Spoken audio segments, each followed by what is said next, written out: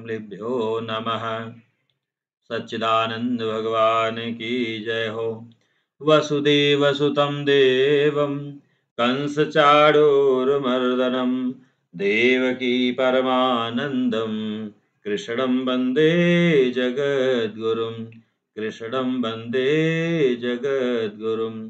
सच्चिदानन्दरूपाय विश्वोत्पत्त्यादिहेतवे तापत्रय विनाशाय श्रीकृष्णाय वयं नुमः। श्रीकृष्णाय वयं नुमः। श्रीकृष्णाय वयं नुमः। परम मंगलमय परात्पर पार ब्रह्म परमेश्वर अखिलेश्वर पीताम्बरधारी नंद नंदन भगवान श्री कृष्ण के चरणों में कोट सा साष्टांग प्रणाम करते हुए मित्रों, गीता में भगवान ने जिस शैली का प्रयोग करते हुए, जिस विधि का प्रयोग करते हुए वर्णन किया है मित्रों, आज उसको मैं निवेदन करता हूं और अपनी वाणी रूपी पुष्प भगवान के श्री चरणों में अर्पित करता हूं। मित्रों, मैं अपने विचार गुरुजनों द्वारा प्राप्त, महापुरुषों द्वारा प्राप्त उपदेशों को ही अपने वाणी रूप में आपके समक्ष, आपके चरणों में निवेदित करता हूं। मित्रों, कोई त्रुटि हो तो उसको अपना दास समझ करके क्षमा करिएगा। बोले सच्चिदानंद भगवान की जय हो। गीता में भगवान की जो वर्णन शैली है, इसके बारे में मैं अपना विचार निवेदित करूं उसके पहले भगवान नाम कीर्तन करते हैं। मित्रों, हरे राम राम राम हरे हरे, हरे कृष्ण कृष्ण कृष्ण हरे हरे, हरे राम राम राम हरे हरे, हरे कृष्ण कृष्ण कृष्ण हरे हरे, हरे राम राम राम हरे हरे, हरे कृष्ण कृष्ण कृष्ण हरे हरे। बोले सच्चिदानंद भगवान की जय हो। विवेचनस्या शैली गीतायां विद्यते प्रभो, दृश्यते नहि चान्यत्र शास्त्रेषु निगमेषु च।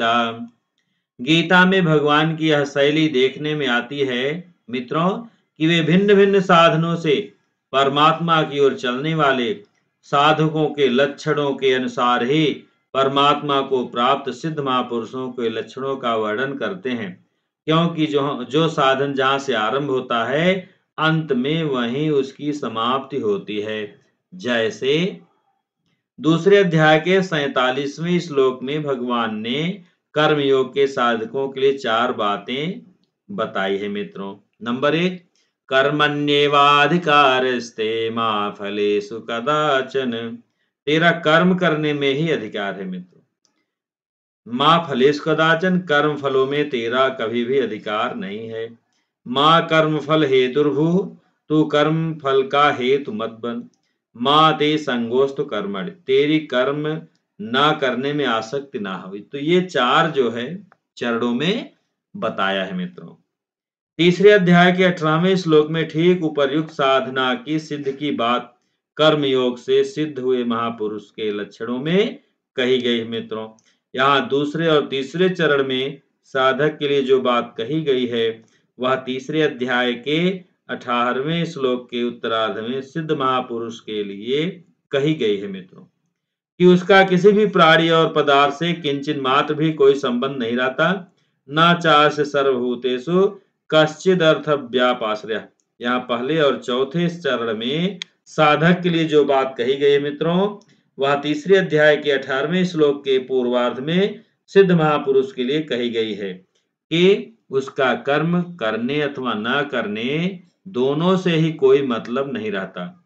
नैव तस्य कृतेनार्थो ना कृतेने कश्चन।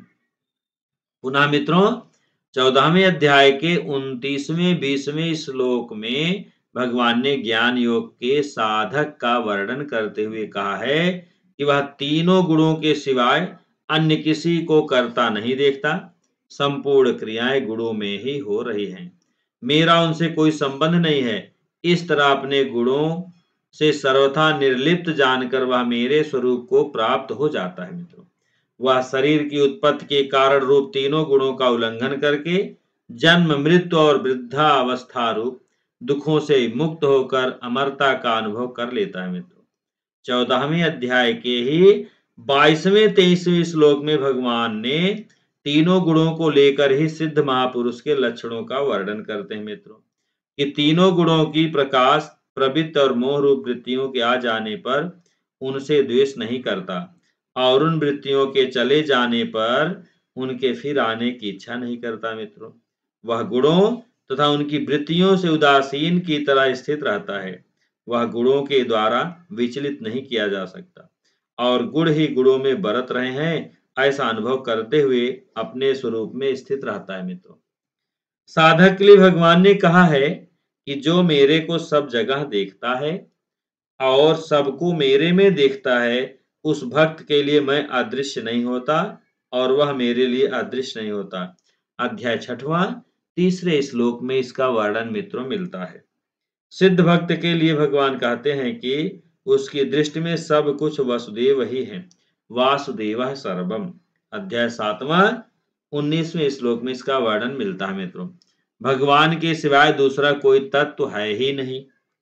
मनुष्य ऊंची अवस्था वाले साधक और सिद्ध के लक्षणों में अंतर नहीं जान सकता, क्योंकि दोनों के लक्षण मिलते जुलते ही होते हैं। दोनों में अंतर इतना ही रहता है कि साधक में सबको भगवत स्वरूप देखने का भाव रहता है और सिद्ध में सब कुछ भगवत स्वरूप है, यह भाव स्वतः रहता है मित्रों। इसलिए भगवान ने कहा है, भगवान ने साधक भक्त के लक्षणों में कहा है कि वह संग वर्जितः अर्थात आसक्ति से रहित और निर्वैर सर्वभूतेषु, निर्वैरः सर्वभूतेषु अर्थात संपूर्ण प्राणियों में वैर भाव से रहित हो जाता है। अध्याय 11वां 55वां श्लोक इसका वर्णन करता है मित्रों। यही लक्षण भगवान ने सिद्ध भक्त के भी बताए हैं। संग विवर्जितः और आद्वेष्टा सर्वभूतानाम, अध्याय 12 और 13वां श्लोक में इसका वर्णन मिलता है मित्रों। अपने में आसक्ति और वैर भाव न आ जाए इस विषय में साधक तो सावधान रहता है, पर सिद्ध भक्त में ये दोष स्वाभाविक ही नहीं रहते मित्रों। फिर पुनः जो है भगवान कहते हैं, गीता किसी के भी मत का खंडन नहीं करती, परंतु अपने मत का मंडन करने से दूसरों के मतों का खंडन स्वतः ही हो जाता है। जैसे 18वें अध्याय के 2-3 श्लोक में भगवान ने संन्यास और त्याग के विषय में दार्शनिकों के 4 मत बताए। 2 मत संन्यास के विषय में बताए। काम्य कर्मों के त्याग का नाम संन्यास है और सब कर्मों को दोष की तरह छोड़ देना चाहिए। 2 मत त्याग के विषय में बताए। संपूर्ण कर्मों के फल का त्याग करने का नाम त्याग है और यज्ञ दान तप रूप कर्मों का त्याग नहीं करना चाहिए, परंतु आगे भगवान के द्वारा अपने मत का मंडन करने से दार्शनिकों के इन 4 मतों का स्वतः खंडन हो जाता है मित्रों। इन 4 मतों का स्वतः खंडन कैसे होता है, अर्थात इन मतों की अपेक्षा भगवान का मत श्रेष्ठ कैसे है, इसका भगवान ने जो वर्णन किया है वह इस प्रकार है मित्रों। नंबर 1, संन्यास के पहले मत में केवल काम्य कर्मों का त्याग बताया गया है, परंतु इन काम्य कर्मों के सिवाय नित्य नैमित्तिक आदि आवश्यक कर्तव्य कर्म बाकी रह जाते हैं। इस मत में ना तो कर्तृत्वाभिमान का त्याग बताया गया है और ना स्वरूप में स्थिति बताई गई है, अतः यह मत पूर्ण नहीं है।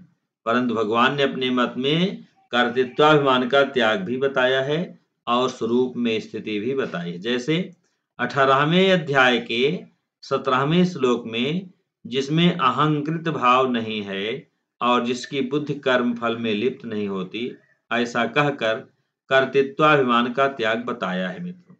और अगर वह संपूर्ण प्राणियों को मार दे तो भी वह न मरता है और न बंधता है, ऐसा कहकर स्वरूप में स्थिति बताई है मित्रों। तात्पर्य है कि जैसा सर्वव्यापक परमात्मा न करता है और न लिप्त होता है, ऐसे ही जिसमें कर्तृत्व और भोक्तृत्व नहीं है, वह महापुरुष भी न करता है और न लिप्त होता है। अब दूसरा मत आता है मित्रों। संन्यास के दूसरे मत में सब कर्मों को दोष की तरह छोड़ना बताया गया है, परंतु सब कर्मों का त्याग कोई कर ही नहीं सकता। अध्याय 3 5वां 18वां और 11वां श्लोक इसका वर्णन करता है मित्रों। अतः भगवान ने नियत कर्मों का स्वरूप से त्याग करने को राजस तामस त्याग बताया है मित्रों। त्याग के पहले मत में केवल कर्मों के फल का त्याग बताया गया है, परंतु कर्म फल का त्याग करने पर भी कर्मों में आसक्ति रह सकती है। अतः भगवान ने अपने मत में कर्मासक्ति और फलासक्ति दोनों के त्याग की बात कही है मित्रों। अध्याय 18वां 6वां श्लोक में इसका वर्णन मिलता है मित्रों। त्याग के दूसरे मत में यज्ञ, दान और तप रूप कर्मों का त्याग न करने की बात कही गई है, परंतु भगवान अपने मत में कहते हैं मित्रों कि यज्ञ, दान और तप रूप कर्मों को छोड़ना नहीं चाहिए। केवल इतना ही नहीं, प्रत्युत इनको ना करते हो तो जरूर करना चाहिए, और इन तीनों के अतिरिक्त तीर्थ, व्रत आदि कर्मों को भी फल और आसक्ति का त्याग करके करना चाहिए। अध्याय 18वां 5वें और 6वें श्लोक में इसका वर्णन मिलता है मित्रों। भगवान किसी विषय को समझाने के लिए पहले क्या करते हैं मित्रों? पहले उस विषय के लाभ का, बीच में हानियों का और अंत में फिर उसके लाभ का वर्णन करके विषय का उपसंहार करते हैं मित्रों। जैसे दूसरे अध्याय के 31वें 32वें श्लोक में पहले भगवान युद्ध रूप कर्तव्य कर्म से होने वाले लाभ का वर्णन करते हैं मित्रों कि क्षत्रियों के लिए स्वधर्म से बढ़कर कोई कल्याणकारक कर्म नहीं है। अपने आप प्राप्त हुआ युद्ध स्वर्ग का खुला हुआ दरवाजा है, और ऐसा अनायास प्राप्त युद्ध जिन क्षत्रियों को प्राप्त होता है वे ही वास्तव में सुखी हैं। फिर बीच के 4 दूसरे 33वें और 36वें श्लोक में युद्ध ना करने से होने वाली हानियों का वर्णन करते हैं कि तू स्वधर्म का पालन नहीं करेगा तो तेरे को धर्म के त्याग का पाप लगेगा तथा तेरी अपकीर्ति भी होगी। संसार के सभी लोग तेरी सदा रहने वाली अपकीर्ति को कहेंगे। वह अपकीर्ति सम्मानित मनुष्य के लिए मरने से भी बढ़कर दुखदायिनी होती है।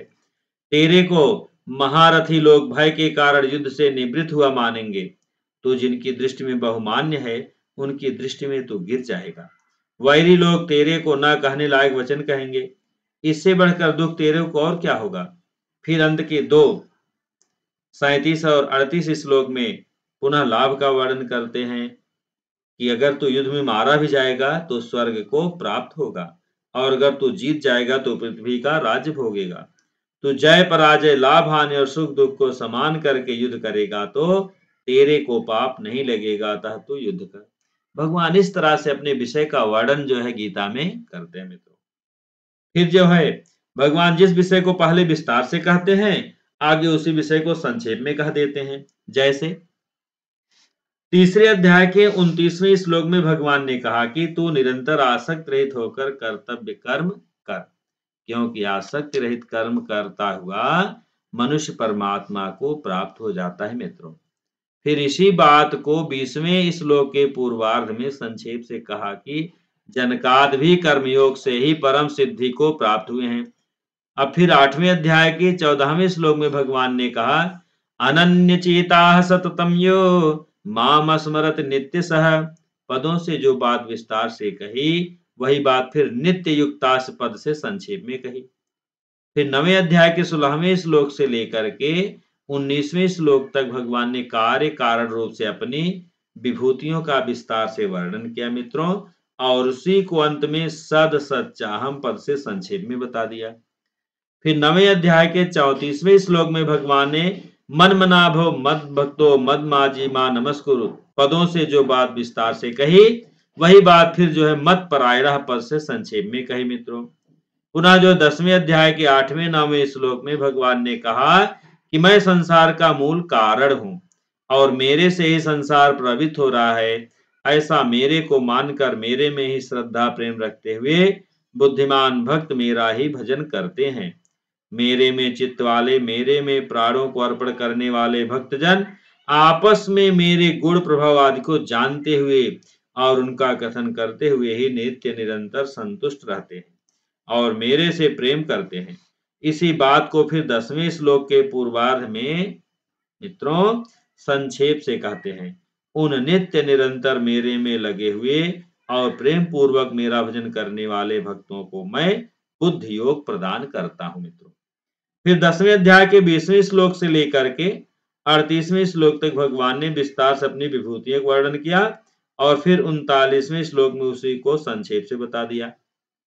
पुनः मित्रों 12वें अध्याय के 6ठे श्लोक में भगवान ने कहा कि जो भक्त मेरा पारायण होकर संपूर्ण कर्मों को मेरे में अर्पण करके अनन्य भक्ति से मेरा ध्यान करते हुए मेरी उपासना करते हैं, फिर इसी बात को 7वें श्लोक में मय्यावेशित चेतसाम, मेरे में आसक्त हुए चित्त वालों का पद से संक्षेप में कह दिया मित्रों।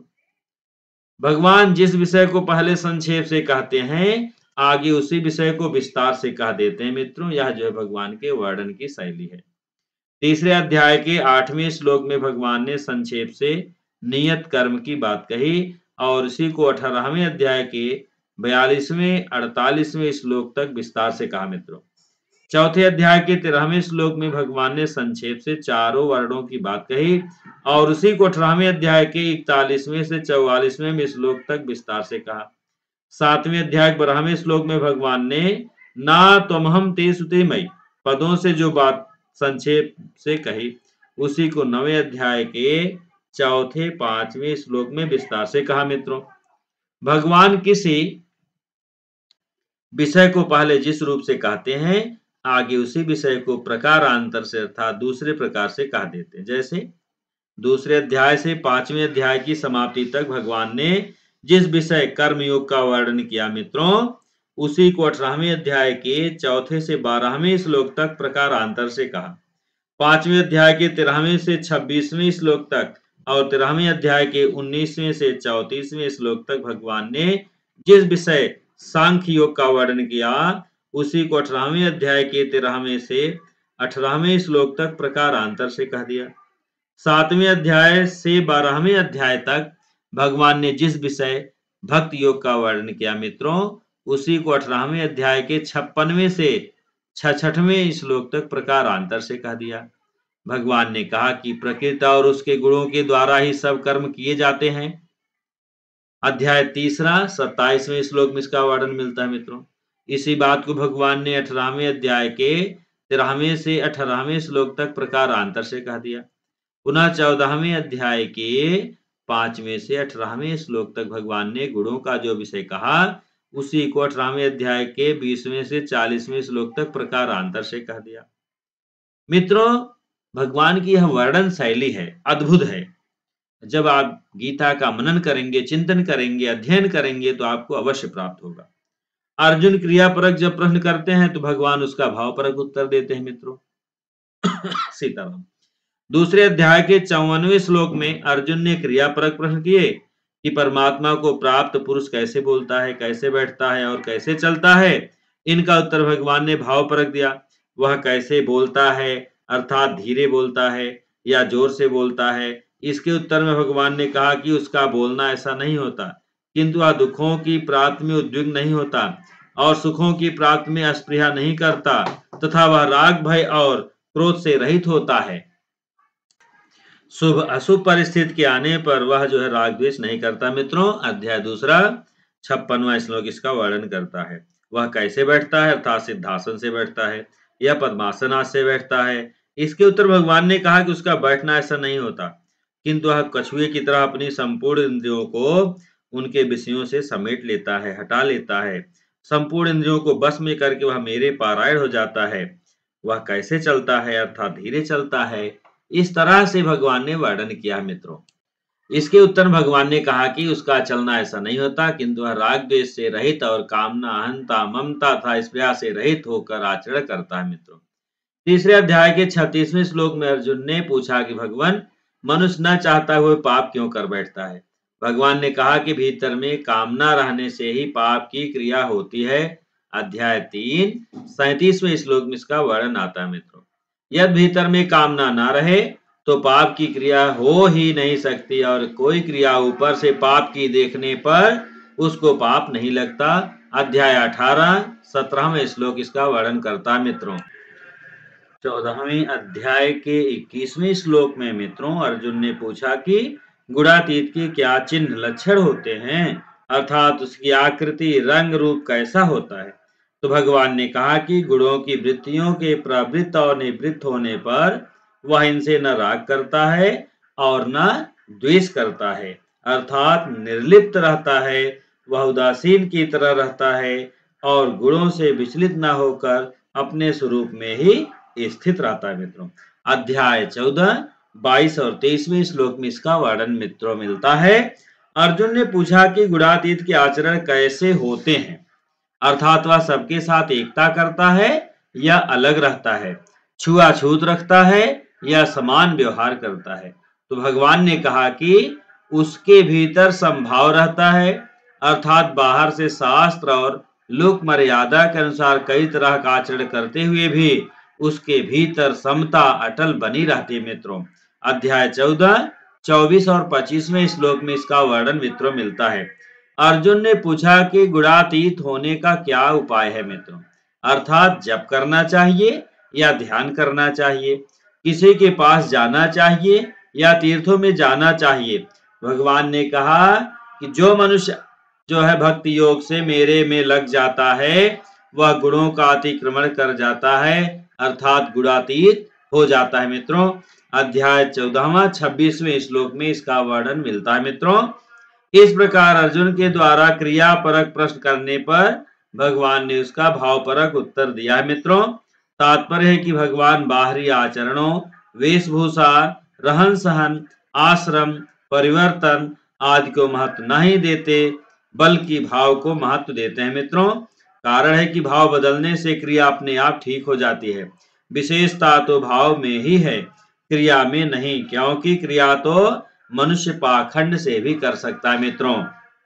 इसलिए भगवान ने जहां ज्ञान का वर्णन किया है वहां फल में भक्ति का वर्णन करते हैं। जैसे 18वें अध्याय के 49वें श्लोक से 55वें श्लोक तक ज्ञान का प्रकरण है मित्रों, पर ज्ञान के फल के रूप में भगवान ने अपनी पराभक्ति की प्राप्ति बताई है। मद भक्तिम लभते पराम, ऐसे ही भगवान जहां भक्ति का वर्णन करते हैं वहां फल में ज्ञान का वर्णन करते हैं। जैसे 10वें अध्याय के 8वें श्लोक से 11वें श्लोक तक भक्ति का प्रकरण है मित्रों, पर भक्ति के फल के रूप में भगवान ने ज्ञान की प्राप्ति बताई है। अज्ञानजम तमह ज्ञान दीपेन भास्वता, जहां ज्ञान के साधनों का वर्णन है मित्रों वहां भगवान ने अपनी अनन्य भक्ति को ज्ञान का साधन बताया है। अध्याय 13 10वां श्लोक इसका वर्णन करता है मित्रों। जहां गुणातीत होने का वर्णन है वहां भगवान ने गुणातीत होने का उपाय भक्ति को बताया है। अध्याय 14 26वां श्लोक इसका वर्णन करता है मित्रों। और जहां भक्ति का प्रकरण है वहां भगवान ने तत्व से जानने की बात अर्थात ज्ञान की बात बताई मित्रों। अध्याय 10वां श्लोक इसका वर्णन करता है मित्रों। तात्पर्य यह हुआ कि मित्रों ज्ञान में भक्ति और भक्ति में ज्ञान आवश्यक है, अतः ज्ञान मार्गी साधक को चाहिए कि वह भक्ति का और भक्ति मार्गी का तिरस्कार निरादर आदि न करे, और भक्ति मार्गी साधक को चाहिए कि वह ज्ञान का और ज्ञान मार्गी का तिरस्कार निरादर आदि न करे। कारण कि यदि ज्ञान मार्गी और भक्ति मार्गी एक दूसरे का तिरस्कार निंदा करेंगे तो उनका साधन सिद्ध नहीं होगा मित्रों, उसमें बाधा लग जाएगी, अर्थात उनके द्वारा साधक का और उसके साधन का जो तिरस्कार होगा वह उनके साधन की सिद्धि में बाधक हो जाएगा। अतः सभी साधकों को चाहिए कि वे साधक मात्र के प्रति सद्भाव रखें। ऐसे तो परमात्मा का अंश होने से प्राणी मात्र के प्रति सद्भाव होना ही चाहिए, पर उन प्राणियों में से जो ज्ञान योग, भक्ति योग आदि किसी भी साधन से भगवान में लगे हुए हैं मित्रों, उन साधकों का तो विशेष आदर होना चाहिए। ऐसे करने से साधक के साधन की सिद्धि शीघ्र हो जाएगी। गीता में भगवान ने भी किसी के मत का खंडन या निंदा नहीं किया मित्रों, बल्कि अपने मत को बताया है। अध्याय 18 दूसरा से लेकर 6वें श्लोक तक इसका वर्णन मिलता है मित्रों आशा है आप इस वीडियो के माध्यम से कुछ न कुछ लाभ अवश्य उठाएं, जिससे कि इस दास को प्रसन्नता हो, और ज्यादा से ज्यादा लोगों में शेयर करें, जिससे सनातन धर्म का प्रचार हो मित्रों, और गीता पढ़ने की रुचि सब में जागृत हो। बोले सच्चिदानंद भगवान की जय हो। हरे राम राम राम हरे हरे, हरे कृष्ण कृष्ण कृष्ण हरे हरे, हरे राम राम राम हरे हरे, हरे कृष्ण कृष्ण कृष्ण हरे हरे। बोले सच्चिदानंद भगवान की जय हो। मित्रों आप सब मेरे चैनल को लाइक करें, सब्सक्राइब करें जिससे कि आने वाले वीडियो का नोटिफिकेशन आपको मिलता रहे और आप मेरे वीडियो का लाभ उठाते रहें। बोले सच्चिदानंद भगवान की जय हो।